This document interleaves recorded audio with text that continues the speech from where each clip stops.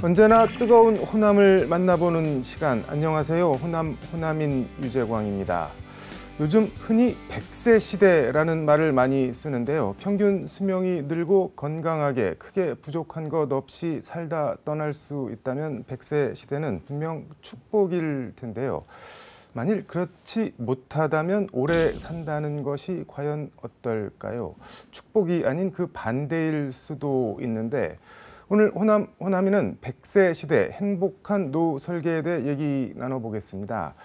자타공인 대한민국 최고 노후 설계 전문가, 오늘의 주인공 화면으로 먼저 만나보겠습니다.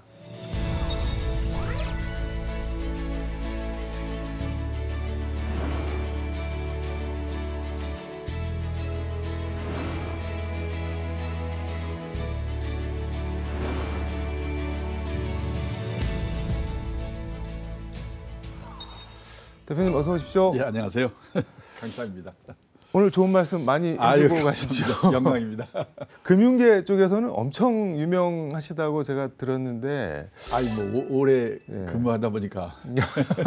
오래 근무한다고 다 유명해지는 건 아니잖아요. 네. 요즘은 어떻게 지내시나요? 100세 설계 자산관리 연구회라고 그래가지고요. 네. 이제 그런 모임을 갖고 주로 이제 공부도 하고 뭐 그런 모임 갖는 게 첫째고요. 두 번째는 뭐 한 달에 한 15번에서 20번 정도씩 뭐 강의를 또 하고요. 그다음에 이제 언론에 기고도 하고 또 오늘같이 방송도 하고 즐겁게 제 나이에 또 불러주기 때문에 아주 고맙게 생각하고 있습니다. 뭐 무지하게 바쁘시네요. 아닙니다.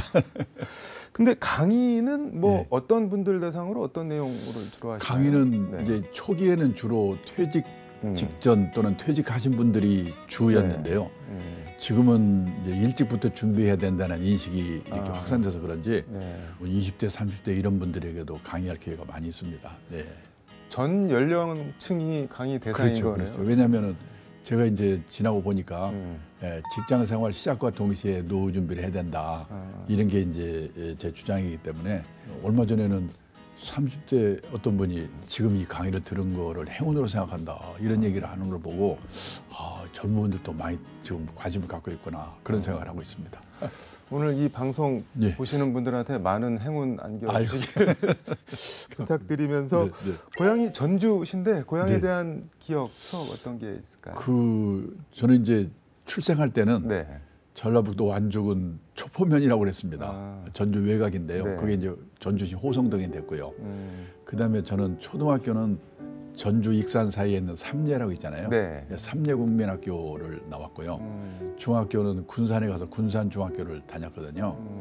근데 제가 이제 초등학교 3학년 때 저희 그 아버지 어머님이 살기가 어려우니까 그 강원도 철원 그 당시에 휴전선 근처에 군 부대 있는 데 가서 장사를 하러 떠나셔가지고 거기는 학교가 마땅치 않기 때문에 외갓집에서 초등학교를 다니고요. 그다음에 중학교는 외숙댁에서 다녔거든요. 초등학교 그때는 거의 뭐 1시간 가까이 농길을 쭉 걷고 그다음에 만경강 지류 강둑을 걸어서 학교 다니던 그게 가끔 꿈에도 나타나고 그러더라고요.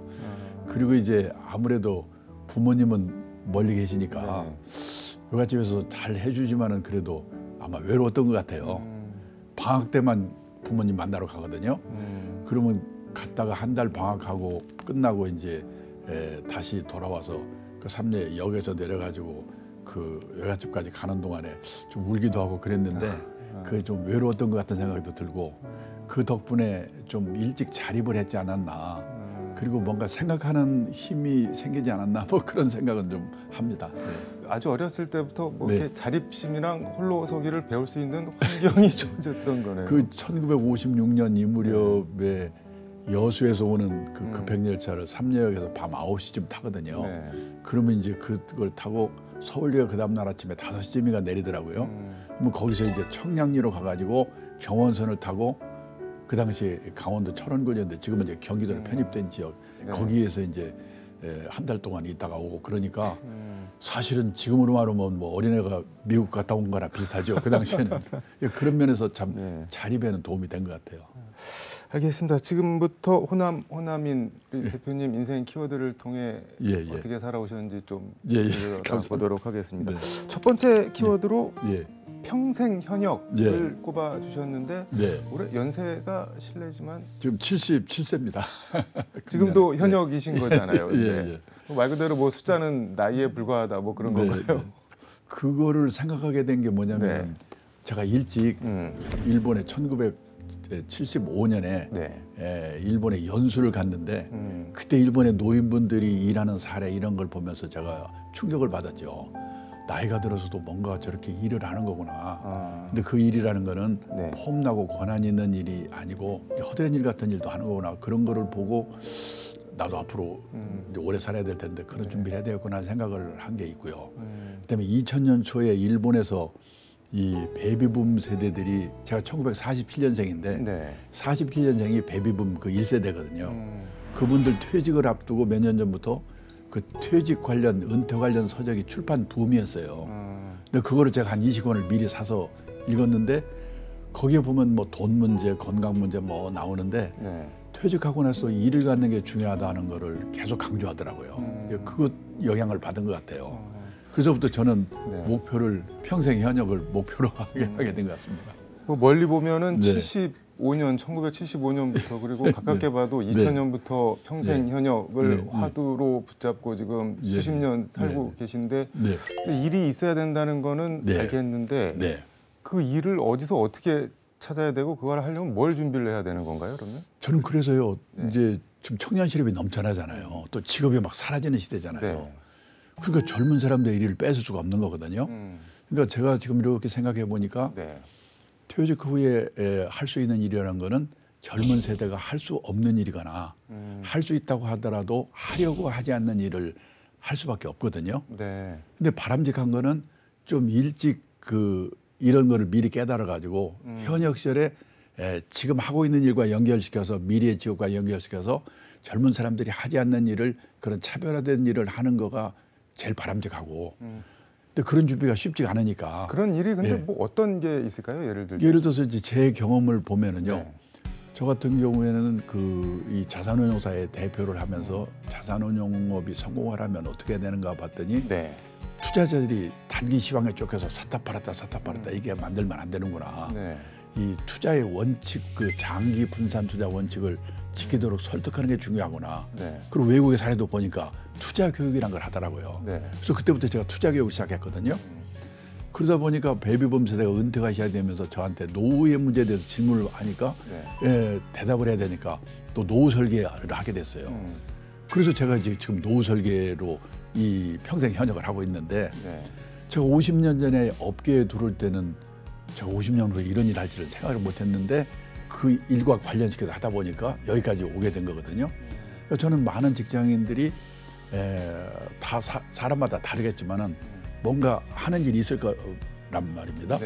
그 일과 연관시켜서 뭔가 퇴직하고도 할 수 있는 일을 찾는 게 제일 바람직하고 그렇지 못했을 때는 체면을 내려놓고 뭔가 허드렛 일이라도 할 수밖에 없다. 일본에서도 보니까 퇴직한 사람들이 하는 일 중에 일본이 뭐냐면 아파트 관리인이라고 그러더라고요. 그게 경쟁률이 50대 1이라고 하더라고요. 일본의 사례도 아파트 관리인 되기 위해서.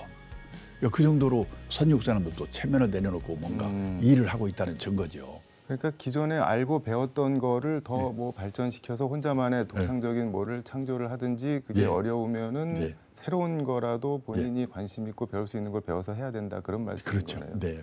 그러니까 우리 퇴직하는 분들은 계속 늘어나고 쌓일 텐데 그런 뭐 허드렛 일이라고 표현을 하셨는데 그런 어쨌든 일자리도 한정이 돼 있잖아요. 그럼 이걸 어떻게 해야 되는 건가요? 그러니까 지금 보면요. 그 2033년이 되면 현재 있는 직업의 47%가 사라진다고 옥스퍼드 대학의 마틴 스쿨의 고용의 미래라는 보고서에 나왔어요. 몇 퍼센트가 사라진다고? 47%가 사라진다고. 절반이 사라지는 거네. 그러니까 지금 보면은 멀쩡한 기업이 무너지기도 하고 그러잖아요. 그러니까 직업이 사라지니까 그런 거거든요. 근데 또 한편으로는 새로운 직업이 생기거든요. 그래서 저는 그 사람이 똑같은 내 능력을 어떻게 쓸까가 참 중요한 것 같아요. 이 직업이 사라지면 그 능력을 써먹을 수 있는 일을 찾아야 될 거 아니에요. 같은 일이라도 여기서 없어지면 딴 데서 생길 수가 있거든요. 그리고 우리나라 직업의 수가요. 2019년에는 5년마다 발표하는데 17,000개였는데 일본은 그때 26,000개고 미국은 36,000개. 생각지않은 일이 생겨요. 아이패드 화가, 반려동물 장의사, 인터넷 장의사. 저 인터넷 장의사가 뭔가 했더니 과거 흔적 지워주는 거더라고요. 네. 정리 컨설턴트. 그리고 요즘은 많이 생기는 게 뭐냐면 요양보호사 같은 게 특히 노인들이 많아지니까 지금 일본도 우리나라도 앞으로 간병 대란이 올 거거든요. 네. 간병해줄 사람이 없는데 요즘 그래가지고 보면은 돈도 있고 그런 여성인데도 그런 간병 그 일을 해가지고 일을 하시는 분들 많고요. 그러니까 새로운 시대에 맞는 일들을 자꾸 생각해봐야죠. 찾아야죠. 네. 없어지는 건 없어지는 거고 어쨌든 새로운 게 계속 그리고 또 자꾸 생기니까 빨리 적응을 네. 하고 그래야겠네요. 네. 항상 그래서 저는 그 생각하는 능력이 참 중요하구나. 저는 우리 애들을 그래서 과외 공부 많이 시켜가지고 돈 쓰고 걔네들은 어떻게 보면 어머니들이 기계처럼 돌리고 있잖아요. 네. 생각하는 능력을 박탈하는 게 저는 과외비를 쓰는 것보다 더 문제라고 생각해요. 저는 그러니까 젊은 시절에 간접적인 경험을 일찍 해야 되는데 제가 좀 그런 면에서 간접 경험을 좀 할 기회가 좀 있었구나. 그게 운이 좋았구나 그런 생각이 듭니다. 그래서 저는 많은 후배들에게 젊은 시절에 간접 경험을 해가지고 빨리 깨닫는 게 중요하다. 그런 얘기를 합니다. 네. 두 번째 인생 키워드로 말씀하신 간접 경험을 꼽아주셨는데 간접 경험은 그럼 어디서 뭐 어떻게 체험을 할 수 있는 저 같은 경우에 예를 보면요. 우리보다 한 20년, 30년 고령사회 앞서가는 사회를 가서 미리 살아본 거가 제일 좋은 간접 경험이죠. 그리고 일본의 베이비붐 세대가 은퇴할 때 은퇴 관련 책이 많이 나온 거를 제가 미리 읽어본 게 도움이 되고 그래서 그러니까 독서, 어디 강의 듣는 거, 지금 유튜브 듣는 거 저는 이 방송 듣는 것도 마찬가지 혹시 간접 경험에 기회가 된다면 다행인데요. 그런 식으로 자기가 노력을 해서 간접 경험을 해야 되죠. 네. 근데 뭐 70년대, 2000년대 일본에 많은 사람들이 갔을 테고 비슷한 책들이 많이 나왔을 때 그걸 캐치하고 캐치하지 못하고 그 차이는 어디서 오는 건가요? 저는 그러니까 그리고 독서의 힘이라든지 생각하는 힘이라 이런 게 저는 뭐 어떻게 어릴 때부터 제가 아까 어렸을 때 혼자 이렇게 뚝방길 걸으면서 사는 게 그게 도움이 됐나 그런 생각이 들더라고요. 노후 파산 리스크를 강조하고 계시다고 들었는데 노후 파산 리스크 이거 뭔가요? 우리가 선진국이라 하면 노후 자금을 몇 억 원씩 들고 있는 나라가 선진국이 아니고 세상 떠날 때까지 최저 생활비 정도를 공적 사적 연금으로 받을 수 있는 나라가 선진국이거든요. 예를 들어 미국이나 일본이나 독일의 노인분들에게 매달 주수입원이 뭐예요? 이렇게 물어보면 연금이에요. 이렇게 대답하거든요.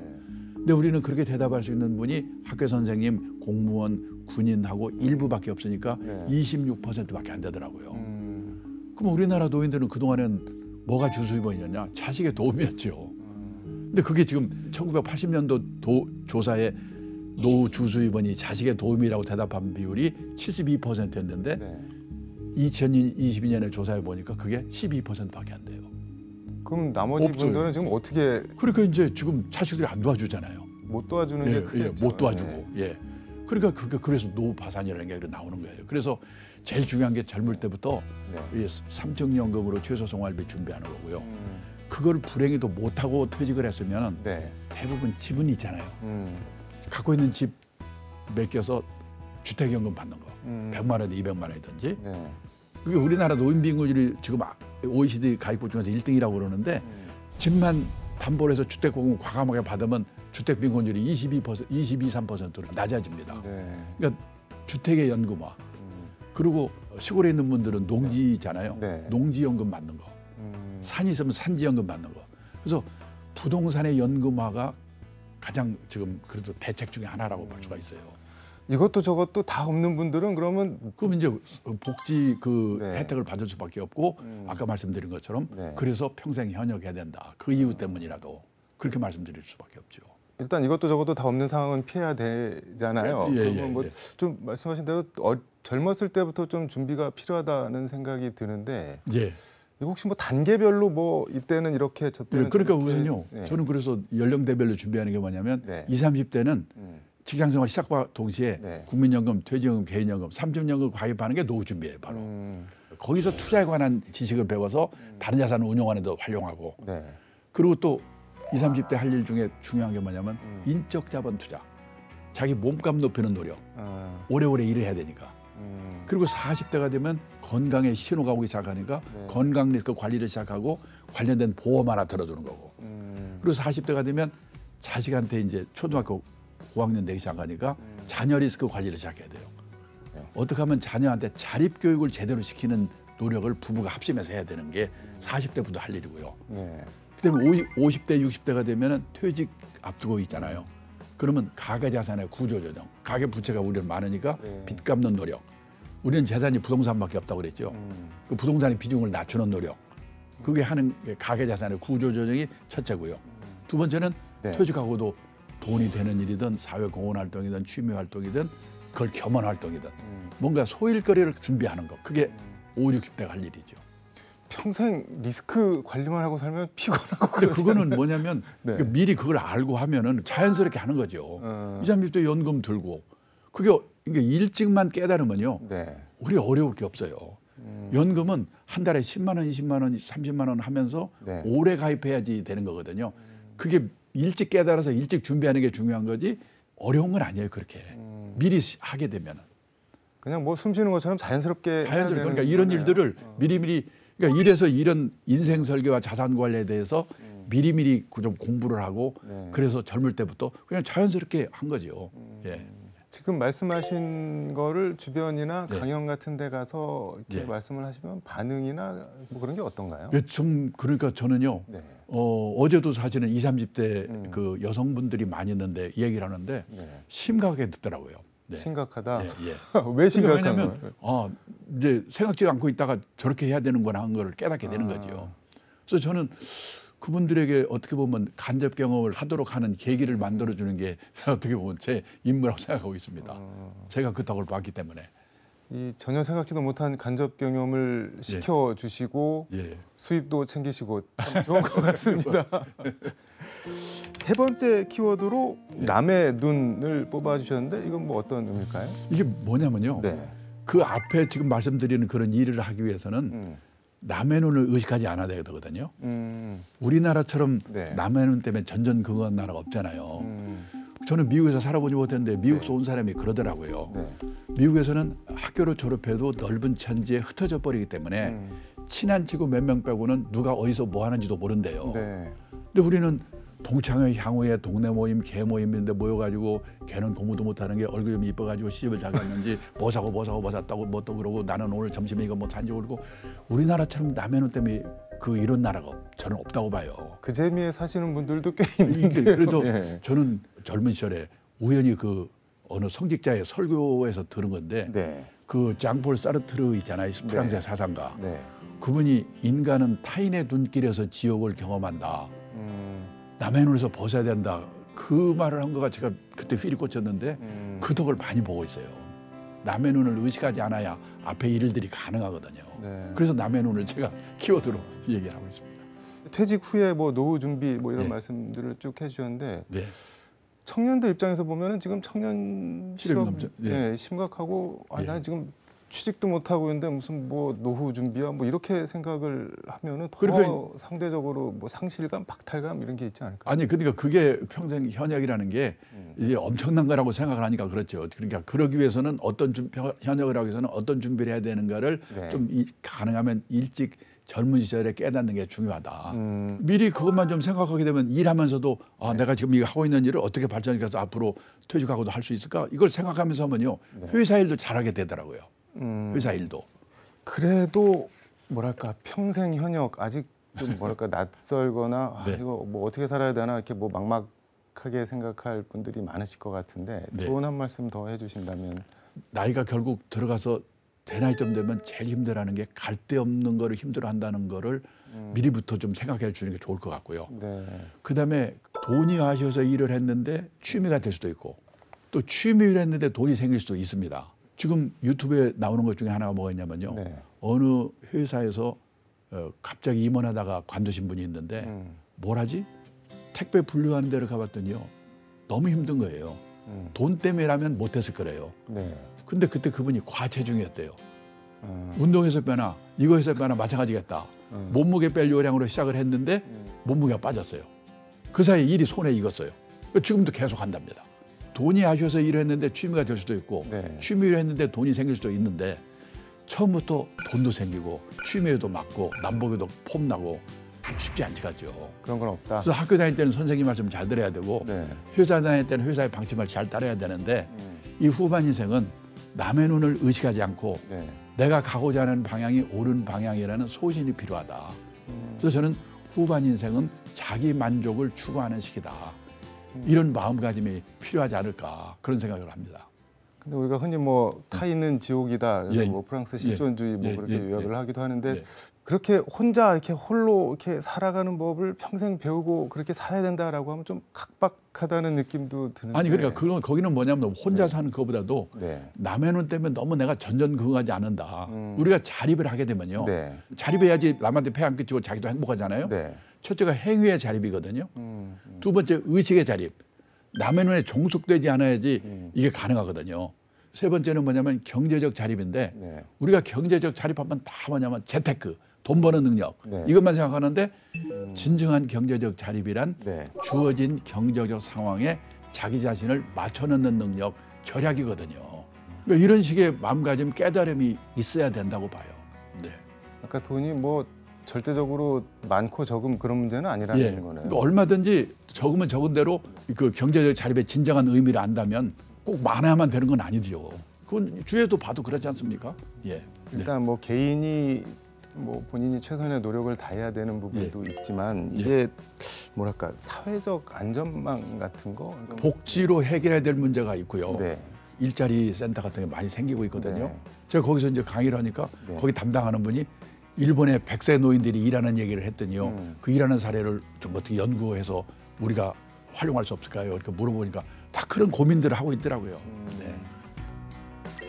앞으로 계획 어떤 게 있을까요? 뭐 저는 그냥 제가 몸을 움직였을 때까지 이런 지금 일을 하는 거고요.